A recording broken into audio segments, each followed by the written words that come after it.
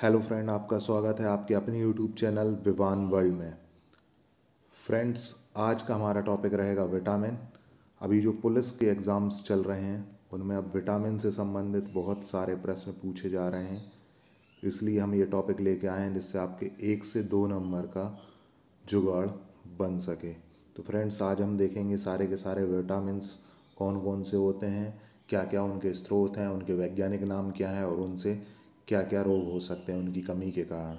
तो friends, video को like ज़रूर कर दें और ज़्यादा से ज़्यादा शेयर करें ताकि आपके बाकी के जो फ्रेंड्स हैं वो भी वीडियो को देख सकें और 1-2 नंबर का जो जुगाड़ यहाँ पर हम लेके आए हैं वो उस जुगाड़ का फ़ायदा उठा सकें और अपने नंबरों को बढ़ा सकें। तो चलिए फ्रेंड्स, वीडियो को स्टार्ट करते हैं। तो आज का हमारा टॉपिक रहेगा विटामिन। तो सबसे पहले देखें विटामिन का आविष्कार किसने किया था।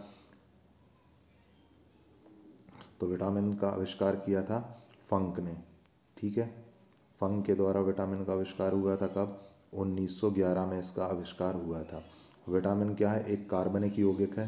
ठीक है, इस तरीके के प्रश्न भी पूछे गए हैं कि विटामिन क्या है, कार्बनिक यौगिक, अकार्बनिक यौगिक। ठीक है, तो विटामिन जो है एक कार्बनिक यौगिक है जिसमें कैलोरी नहीं होती है। ठीक है, बिल्कुल भी कैलोरी नहीं होती है।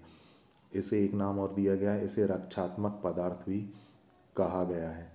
ठीक है, कई बार आता है तो कुछ बच्चे प्रोटीन में या फिर कहीं और पर टिक लगा देते हैं, पर रक्षात्मक पदार्थ की बात आएगी तो जो आपका विटामिन है उसे रक्षात्मक पदार्थ भी कहा गया है।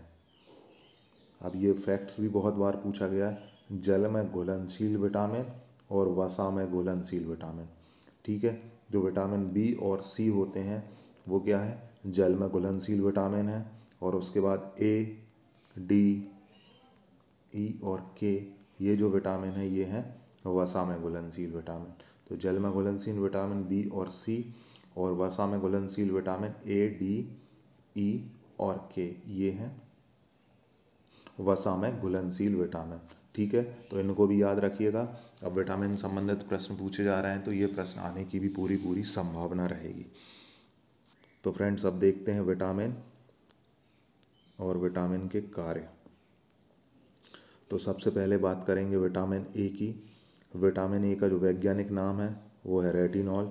ये अभी पिछले 2 दिन पहले की परीक्षा में पूछा गया है कि विटामिन ए का वैज्ञानिक नाम क्या है। तो विटामिन ए का वैज्ञानिक नाम है रेटिनॉल।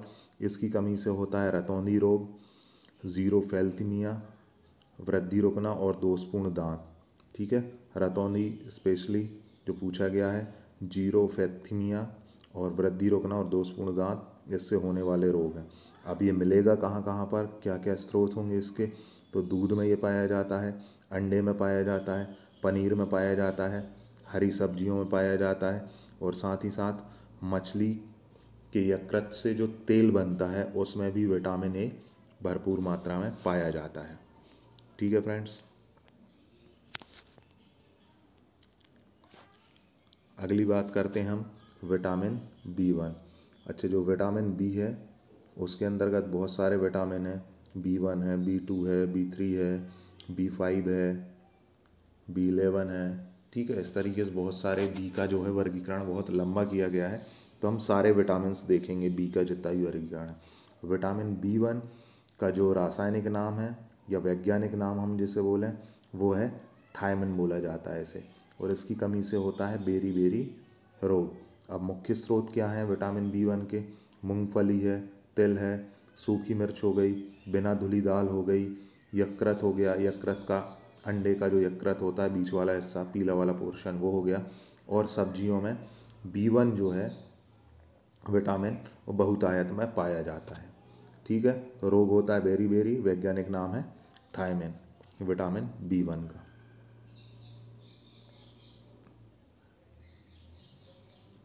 अगले विटामिन पे आते हैं तो विटामिन बी 2।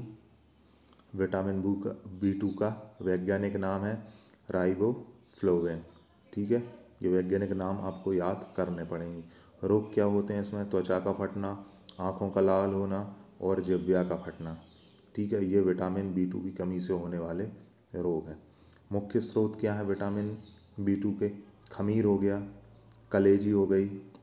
ठीक है, ये मांस वाले हैं, मांसाहारी पोर्शन में आता है कलेजी, जैसे मुर्गे की कलेजी हो गई, ये सारी चीज़ें। कलेजी हो गई, मांस हो गया, हरी सब्जियां हो गई और दूध हो गया, इन सब में पाया जाता है विटामिन B2। वैज्ञानिक नाम जो है राइबोफ्लोविन। ठीक है।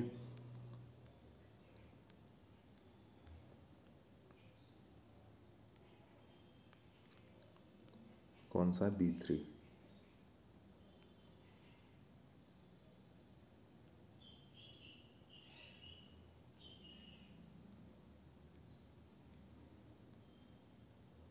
ये विटामिन B3 वो ऊपर चला गया था इसलिए यहाँ पर लिख दिया। Vitamin B3। विटामिन B3 का वैज्ञानिक नाम है निकोटीनेमाइड या नियोसिन भी बोला जाता है इसको। इसकी कमी से कौन कौन से रोग होते हैं? बाल सफ़ेद होते हैं और मंदबुद्धि हो सकते हैं। बाल सफ़ेद और मंदबुद्धि होना विटामिन B3 की कमी है। स्रोत क्या होते हैं? मांस होता है, दूध, मूंगफली, गन्ना और टमाटर, इसमें विटामिन B3 जो है वो पाया जाता है। ठीक है। वैज्ञानिक नाम निकोटीनेमाइड या नियोसिन बोला जाता है। अगले विटामिन पे आते हैं तो विटामिन B5। विटामिन B5 का जो वैज्ञानिक नाम है पेंटोथेनिक अम्ल। ठीक है। वैज्ञानिक नाम अभी विशेष रूप से पूछे जा रहे हैं एग्ज़ामों में, तो वैज्ञानिक नाम तो आप विटामिन के बिल्कुल याद ही कर लें, और इनके रोग विशेष रूप से यही पूछे जा रहे हैं। स्रोत भी पूछे जा रहे हैं, विटामिन के, प्रोटीन के मुख्य स्रोत भी पूछे जा रहे हैं। तो इसमें हमने विटामिन कवर किया है, आगे कोशिश करेंगे कि प्रोटीन और सारी चीज़ों का वीडियो भी आप तक पहुँचाएँ। तो विटामिन B5 की बात करें, वैज्ञानिक नाम है पेंटोथेनिक अम्ल। रोग क्या होते हैं? प्लागा होता है जो कि त्वचा पर जो दाद होती है वो है, या जिसे हम बोलते हैं 4D सिंड्रोम भी बोला जाता है। ठीक है। मुख्य स्रोत क्या है विटामिन B5 के? मांस हो गया आपका, मूंगफली हो गई, आलू, टमाटर और हरे पत्ते वाली सब्जियों में ये बहुतायत में पाया जाता है विटामिन B5। अगले पर चलते हैं तो विटामिन B6। विटामिन B6 का जो वैज्ञानिक नाम है पायरिडॉक्सिन। ठीक है। वैज्ञानिक नाम क्या है इसका? पायरिडॉक्सिन। रोग जो होते हैं वो मुख्य रूप से एनीमिया और त्वचा से संबंधित रोग होते हैं। अब ये पाया किस में जाता है विटामिन B6? यकृत में पाया जाएगा, मांस में और अनाज में मुख्य रूप से विटामिन B6 बहुतायत में पाया जाता है। ठीक है। रोग होते हैं एनीमिया। एनीमिया से संबंधित प्रश्न तो हर बार पूछा जाता है, एनीमिया किसकी कमी से होता है? तो वहाँ पर ऑप्शन यदि विटामिन है तो विटामिन ही लगेगा, क्योंकि B6 और भी एक दो विटामिन की कमी से ये होता है। ठीक है। मुख्य रूप से ये विटामिन की कमी से एनीमिया रोग होता है। अगली बात करें तो विटामिन B7, इसका वैज्ञानिक नाम है बायोटीन। ये अभी परसों के पेपर में पूछा गया था, विटामिन B7 का वैज्ञानिक नाम क्या है? ठीक है। रोग कौन कौन से होते हैं? लकवा होता है, शरीर में दर्द और बालों का गिरना। ठीक है। लकवा लगता है, इससे शरीर में दर्द होता है और साथ ही साथ बालों का गिरना भी विटामिन B7 की कमी से होता है। मुख्य रूप से पाया जाता है मांस, अंडा, यकृत और दूध में। ठीक है। ये 3 मांसाहारी चीज़ें हैं और एक दूध है जिसमें विटामिन B7 पाया जाता है। आगे चलते हैं B11। विटामिन B11 का जो वैज्ञानिक नाम है वो है फॉलिक अम्ल। और विटामिन B1 की कमी से एनीमिया और पैचेस रोग हो सकते हैं। ठीक है। एनीमिया और पैचेस रोग जो हैं वो विटामिन B11। B6 से भी हमने देखा था कि उससे भी एनीमिया हो रहा था, B11 की कमी से एनीमिया हो रहा है। ठीक है। और पैचेस रोग भी हो रहे हैं। फॉलिक अम्ल इसका वैज्ञानिक नाम है। मुख्य स्रोत हैं इसके दाल, यकृत, सब्जियां, अंडा और सैम। ठीक है। इनमें बहुतायत में आपका विटामिन B11 पाया जाता है।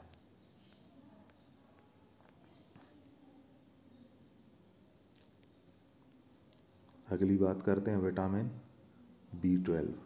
ठीक है। वो नाम ऊपर लिखा है विटामिन B12। विटामिन B12 का जो वैज्ञानिक नाम है साइनोकोबालामिन। ठीक है। इसको हम डिवाइड करके पढ़ें, कोबालामिन इसका जो है वैज्ञानिक नाम है। रोग होते हैं एनीमिया होता है और पांडु रोग इससे होते हैं। मुख्य स्रोत क्या है? मांस है, कलेजी है और दूध है। और एक जो पॉइंट है ये पूछा गया है कि कोबाल्ट किस विटामिन में पाया जाता है, तो सही जवाब क्या होगा? विटामिन B12 में जो है वो कोबाल्ट पाया जाता है। ये प्रश्न अभी पूछा गया है परीक्षा में, इसलिए उस लाइन को लिखा गया है कि कोबाल्ट किस विटामिन में पाया जाता है, तो कोबाल्ट B12 विटामिन में पाया जाता है। ठीक है, आगे चलते हैं। Vitamin C. विटामिन सी वैज्ञानिक नाम एस्कॉर्बिक एसिड। ये प्रश्न बहुतायत में पूछा जाने वाला प्रश्न है। पिछली परीक्षाओं में बहुत बार विटामिन सी से संबंधित प्रश्न तो पूछे ही जाते हैं। रोग क्या है? स्कर्वी रोग होता है और मसूड़ों का फूलना। मुख्य रूप से ये दो रोग होते हैं। स्रोत क्या है? नींबू, संतरा, नारंगी, टमाटर, खट्टे पदार्थ, अंकुरित अनाज। इसमें क्या पाया जाता है? विटामिन सी पाया जाता है। मुख्य रूप से जो खट्टे पदार्थ होते हैं, खट्टी चीज़ें होती हैं, उनमें विटामिन सी पाया जाता है। ठीक है, ये रोग प्रतिरोधक क्षमता को भी बढ़ाता है आपका विटामिन सी, जिसका वैज्ञानिक नाम है एस्कॉर्बिक एसिड। मुख्य रोग स्कर्वी।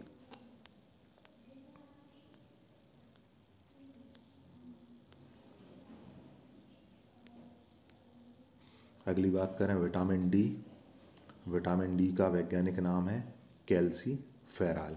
ठीक है, वैज्ञानिक नाम आपको याद करने ही पड़ेंगे, इनको आप याद कर लें, रट लें, जो भी करना हो पूरे तरीके से रट लें। आपके 1 से 2 नंबर कहीं पर नहीं जाने वाले यदि आपने इनके वैज्ञानिक नाम, रोग और स्रोत अच्छे से याद कर लिए हैं तो। वैज्ञानिक नाम कैल्सीफेरॉल। रोग जो होता है रिकेट्स रोग होता है, जो कि बच्चों में होता है, और ऑस्टियोमलेशिया जो कि वयस्कों में होता है ये रोग। ठीक है, बच्चों में रिकेट्स होता है और वयस्क में ऑस्टियोमलेशिया जो है वो रोग होता है विटामिन डी की कमी से। मुख्य जो स्रोत हैं मछली यकृत तेल। मछली यकृत तेल से मतलब होता है मछली के यकृत से जो तेल बनता है उसमें विटामिन डी बहुतायत में पाया जाता है। साथ ही साथ दूध में पाया जाता है और अंडे में पाया जाता है। विटामिन डी का संश्लेषण सूर्य के प्रकाश की उपस्थिति में परावैंगनी किरण द्वारा त्वचा के कोलेस्ट्रॉल द्वारा होता है। इसलिए आपको कहीं मिलेगा स्रोत में हम कहते हैं विटामिन डी ले रहे हैं। धूप जो होती है उसमें विटामिन डी का जो है वो संश्लेषण होता है, ठीक है, कोलेस्ट्रॉल के द्वारा। इसलिए धूप भी एक मुख्य स्रोत होता है विटामिन डी का। अब बात करते हैं विटामिन ई। विटामिन ई का वैज्ञानिक नाम है टोकोफेरॉल। ठीक है, टोकोफेरॉल। मुख्य रोग जो है ये जनन शक्ति को कम करता है विटामिन ई। ठीक है, स्रोत क्या है? पत्ती वाली सब्जियां, दूध, मक्खन, अंकुरित गेहूं और वनस्पति तेल। पत्ती वाली सब्जियां, दूध, मक्खन, अंकुरित गेहूं, वनस्पति तेल, ये मुख्य रूप से विटामिन ई के स्रोत हैं। रोग क्या होता है? जनन शक्ति को कम करता है। वैज्ञानिक नाम है टोकोफेरॉल। ठीक है, याद रखिएगा ये सारी चीज़ें। इस तरीके से कर देते हैं ताकि दिखाई दे आपको। अब बात करते हैं विटामिन के। विटामिन के का जो वैज्ञानिक नाम है वो है फ्लोक्विनोन। ठीक है, नाम याद रखिएगा, थोड़े से अजीब जरूर लगेंगे आपको लेकिन इनको याद रखना है आपको। फ्लोक्विनोन विटामिन के का वैज्ञानिक नाम है। रोग क्या होते हैं? रक्त का थक्का ना बनना मुख्य रूप से रोग होता है विटामिन के। स्रोत क्या है? टमाटर है, हरी सब्जियां हैं, और ये हाथों लग गया है, आंतों में भी उत्पन्न होता है। ठीक है, आंतों में भी उत्पन्न होता है। इसलिए अगर आपसे पूछा जाए कि कौन सा एक विटामिन हार्मोन्स भी है तो वो आएगा विटामिन के क्या है? एक हार्मोन भी है जो कि आंतों में उत्पन्न होता है। तो फ्रेंड्स ये था हमारा विटामिन का चैप्टर। विटामिन से संबंधित प्रश्न लगातार पूछे जा रहे हैं, इसलिए आपके लिए हम ये वीडियो लेके आए थे ताकि आपका 1 से 2 नंबर का जुगाड़ यहाँ पर लग सके। तो फ्रेंड वीडियो अच्छा लगा हो तो वीडियो को लाइक करें, शेयर करें और कमेंट करके बताएं कि वीडियो आपको कैसा लगा। और यदि आप हमारे चैनल पर नए हैं और चैनल को अभी तक सब्सक्राइब नहीं किया है तो चैनल को सब्सक्राइब कर दें और साथ ही साथ बेल आइकन प्रेस कर लें ताकि हमारे नए वीडियो का नोटिफिकेशन मिलता रहे। आज के वीडियो में इतना ही। जय हिंद साथियों।